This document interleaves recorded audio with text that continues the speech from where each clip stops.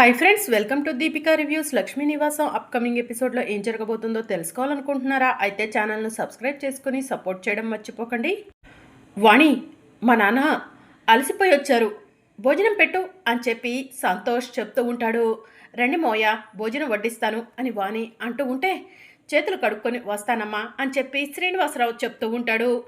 ఇక శ్రీనివాసరావు చేతులు కడుక్కొని డైనింగ్ టేబుల్ దగ్గరకు వెళ్ళేసరికి సంతోష్ డైనింగ్ టేబుల్ని క్లీన్ చేస్తూ, రండి నాన్న రండి, ఇక్కడ కూర్చోండి, ఇప్పుడే ఇదంతా శుభ్రం చేశాను అని చెప్పి అంటూ ఉంటాడు. ఏంటండి ఈరోజు విచిత్రంగా ప్రవర్తిస్తున్నారు అని చెప్పి వాణి అడుగుతూ ఉంటుంది. మా నాన్న రాత్రనక పగలనక ఈ ఇంటి కోసం ఎంత కష్టపడుతున్నాడు, ఆయన కోసం నేను ఈ మాత్రం చేయలేవనా ఏంటి వాణి అని చెప్పి సంతోష్ అంటూ ఉంటాడు. మోయ, మీరు భోజనం చేయండి అని చెప్పి వాణి శ్రీనివాసరావుకి దగ్గరుండి వడ్డిస్తూ ఉంటుంది. నానా, మీరు ఆఫీస్కి వెళ్ళి బాగా అలసిపోతున్నారు కదా, ఒక 2 రోజులు లీవ్ తీసుకోపోయారా అని చెప్పి సంతోష్ అంటూ ఉంటాడు. ఏమీ వద్దులేరా అని చెప్పి శ్రీనివాసరావు అంటూ ఉంటాడు. మీరు మొహమాట పడుతున్నట్టున్నారు నాన్న, మీ బదులు నన్ను లీవ్ అడగమంటారా అని చెప్పి సంతోష్ అడుగుతూ ఉంటాడు.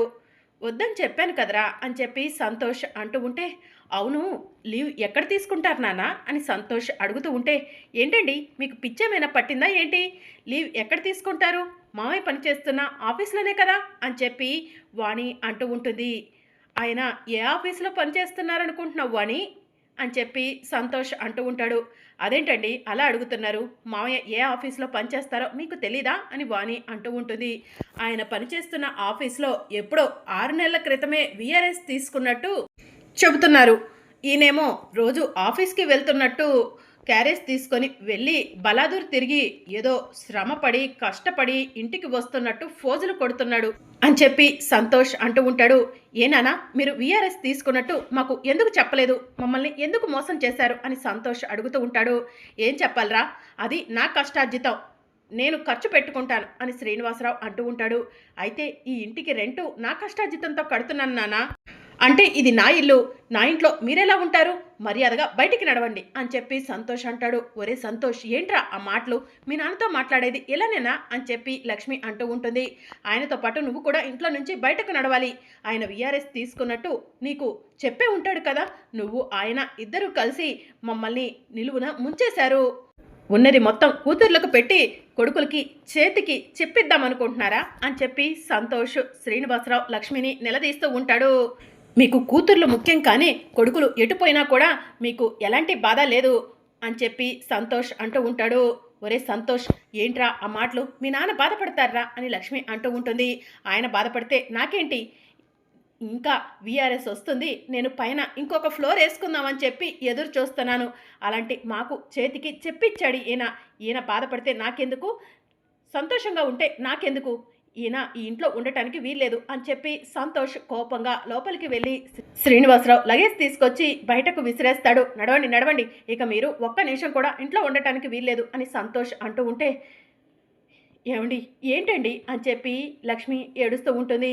బాధపడకు లక్ష్మి, బిడ్డలను మాత్రమే కన్నాం మనం, వాళ్ళ బుద్ధుల్ని కనలేకపోయాము, పద లక్ష్మి, మనల్ని ఇంట్లో ఉండొద్దంటున్నాడు కదా, పద వెళ్ళిపోదాం అని శ్రీనివాసరావు అంటూ ఉంటే, ఇప్పటికిప్పుడు ఎక్కడికి వెళ్తామండి అని చెప్పి లక్ష్మి అడుగుతూ ఉంటుంది. ఎక్కడో ఒక చోట ఉండటానికి మనకి స్థలం దొరకదా ఏంటి లక్ష్మి, వీళ్ళు వద్దు అంటున్నా కూడా వీళ్ళకడే ఉండాల్సిన అవసరం మనకి లేదు, పద లక్ష్మి, మన బ్రతుకు మనం బ్రతుకుదాం అని శ్రీనివాసరావు లక్ష్మిని తీసుకొని వెళ్తూ ఉంటే, ఇక శ్రీనివాసరావు ఎంతో ప్రేమగా కొనుక్కున్న లక్ష్మీ నివాసం బొమ్మ ఇంటిని కూడా సంతోష్ ఇంట్లో నుంచి బయటకు విసిరి కొడతాడు.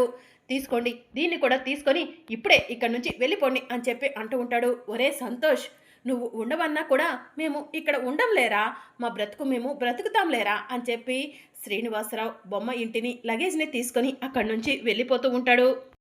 ఇక మరోవైపు బసవరాజు ఇంట్లో సీతారాముల కళ్యాణానికి అన్ని ఏర్పాట్లు జరుగుతూ ఉంటాయి. అమ్మ తులసి, ఈరోజు రాముల వారి కళ్యాణం కదా, నువ్వు సిద్ధువే కదా పీటల మీద కూర్చునేది, నిన్ను నేను దగ్గరుండి రెడీ చేస్తానమ్మా అని విశాలాక్షి అంటూ ఉంటుంది. అయ్యో, మీరు నన్ను రెడీ చేయటం ఏంటి అత్తయ్య అని తులసి అంటూ ఉంటుంది. నీ పెళ్ళి ఎలాగో మా చేతుల మీద జరగలేదు కదమ్మా, కనీసం నిన్ను పెళ్లి కూతుర్లా రెడీ చేసి రాముల వారి కళ్యాణం నీ చేతుల మీద సిద్ధు చేతుల మీద జరిపించి సంతోషపడాలనుందమ్మా అని విశాలాక్షి అంటూ ఉంటుంది. అవును తులసి, మన పెళ్ళి ఎలాగూ పెద్దల చేతుల మీద జరగలేదు, వాళ్ళ సంతోషాన్ని కాదనకు, అమ్మ కోరికను తీర్చు తులసి అని చెప్పి సిద్ధు అంటూ ఉంటాడు. సరే అండి అని చెప్పి తులసి అంటుంది. ఇదంతా కూడా కనిష్క దూరం నుంచి చూస్తూ ఉంటుంది. ఓసే తులసి, రాముల వారి కళ్యాణం పేరుతో నువ్వు సిద్ధు పెళ్లి కూతురు పెళ్లి కొడుకులా రెడీ అవ్వాలనుకుంటున్నారా? మీ ఇద్దరి సంతోషాన్ని నేను చూడలేవనే, మీ ఇద్దరి సంతోషానికి నేను అడ్డు తెరవేస్తానే అని చెప్పి కనిష్క మనసులో అనుకుంటూ ఉంటుంది. ఇక మరోవైపు విశాలాక్షి తులసిని రెడీ చేసి బయటికి తీసుకొని వస్తుంది.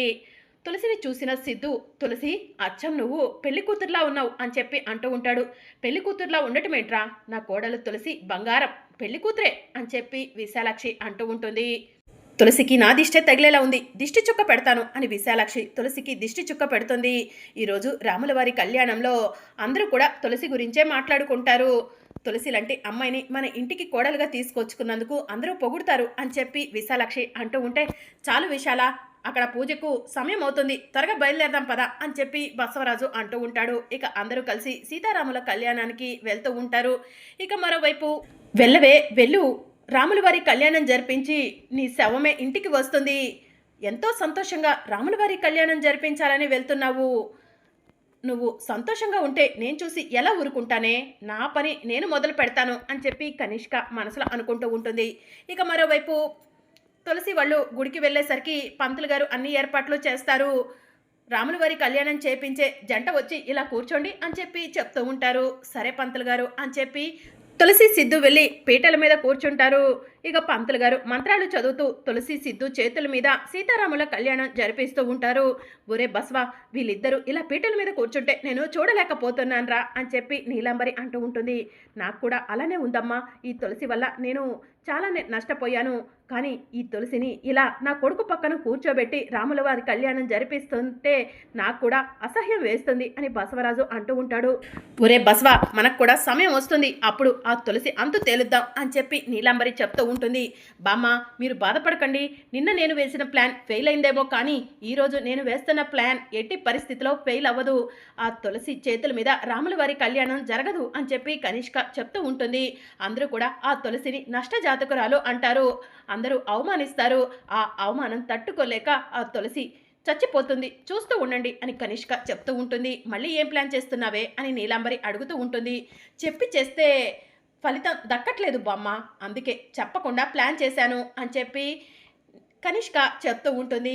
సరే అమ్మ కనిష్క, నువ్వేం చేస్తావో తెలీదు, ఆ తులసిని చూస్తుంటే వాళ్ళంతా కంపరంగా ఉంది, నాకు రావాల్సిన ఎమ్మెల్యే టికెట్ని విశాలాక్షికి ఇప్పించింది అని చెప్పి బసవరాజు అంటూ ఉంటాడు.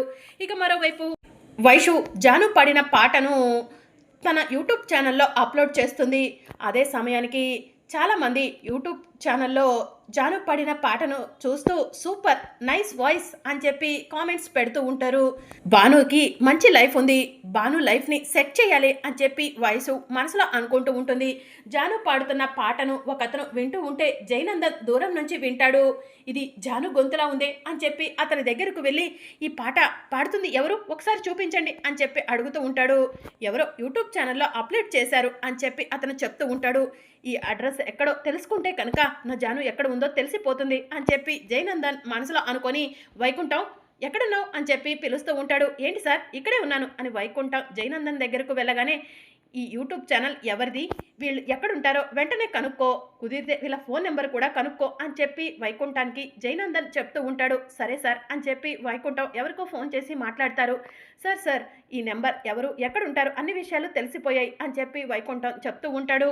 ఇక ఆ నెంబర్ సహాయంతో జాను నాకు దొరికిపోయినట్టే అని చెప్పి జైనందన్ మనసులో అనుకొని ఆ నెంబర్కి కాల్ చేస్తాడు. వైషు ఫోన్ లిఫ్ట్ చేసి హలో ఎవరు అని చెప్పి అడుగుతూ ఉంటుంది. మీ పాట విన్నాను, చాలా బాగా పాడారు అని చెప్పి జైనందన్ అంటూ ఉంటాడు. అది నేను పాడిన పాట కాదండి, మా పనమ్మాయి పాడిన పాట అని చెప్పి వైషు చెప్తూ ఉంటుంది. పనమ్మాయి పాడిన పాట అని జైనందన్ అంటూ ఉంటాడు. నేను తన్ని వెంటనే కలవాలి, మీ లొకేషన్ ఎక్కడో చెప్తారా అని చెప్పి జైనందన్ అడుగుతూ ఉంటే ష్యూర్ అని చెప్పి వైషు జాను ఉండే అడ్రస్ని జైనందన్కి ఇస్తుంది. జాను, ఇది నీ వయసేనని నాకు తెలుసు, నువ్వు ఎక్కడ ఉన్నా కూడా వెతికి పట్టుకుంటాను. ఈరోజు రాముల వారి కళ్యాణంలో రాముల వారు సీతమ్మ తల్లి మెడలో తాళి కట్టేలోపు నేను నిన్ను కనిపెట్టేస్తాను. రాముల వారి కళ్యాణంతో పాటు ఈరోజు గుడిలో మన కళ్యాణం మళ్ళీ జరుగుతుంది.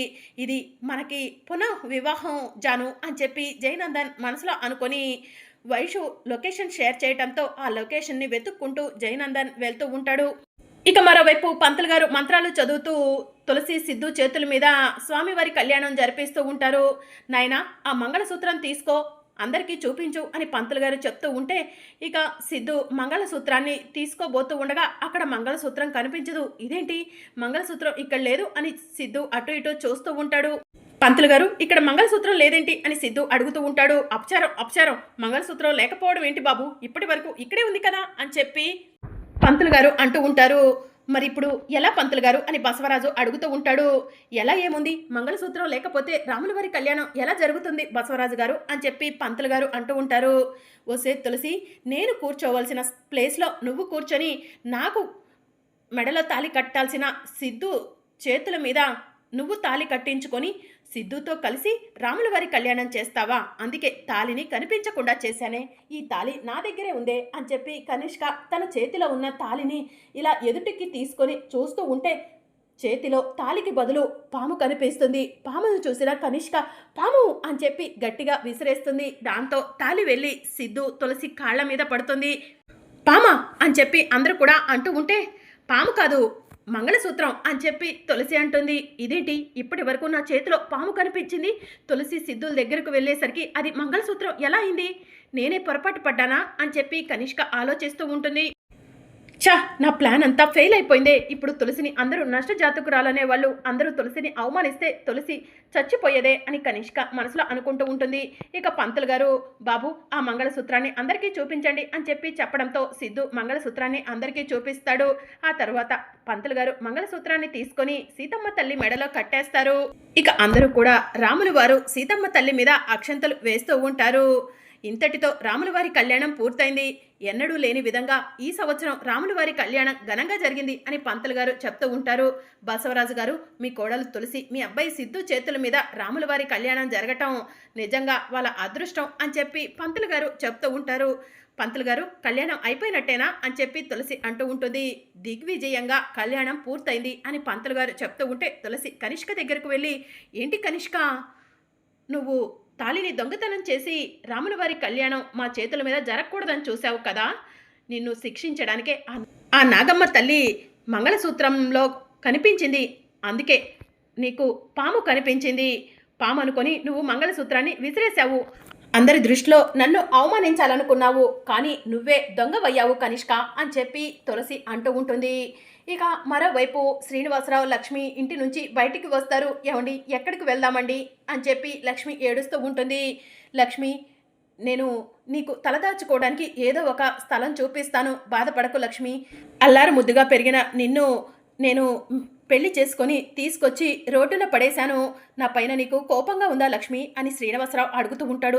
అయ్యో, అలా మాట్లాడతారేంటండి, మీరెక్కడుంటే నాకు కూడా అక్కడే సంతోషం అండి, నేను ఎప్పుడు కూడా అలా అనుకోలేదండి అని చెప్పి లక్ష్మి అంటుంది. నీ మంచి మనసు నాకు తెలుసు కదా లక్ష్మి అని చెప్పి శ్రీనివాసరావు అంటూ ఉంటాడు.